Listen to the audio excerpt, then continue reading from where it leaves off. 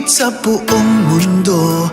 Sa panawagan ay tumugon tayo. Ibuhos natin ang buong sarili sa paggawa ng mabuti. Tayo'y tumpat ng may disiplina, magmasunurin at magpakumbaba. Sa puspusang pagtupad, tayo ay makita sa kapurihan ng Ama. Sa pagpapalaganap, pagpapatibay at pagbabagong buhay, tayo ay magtulungan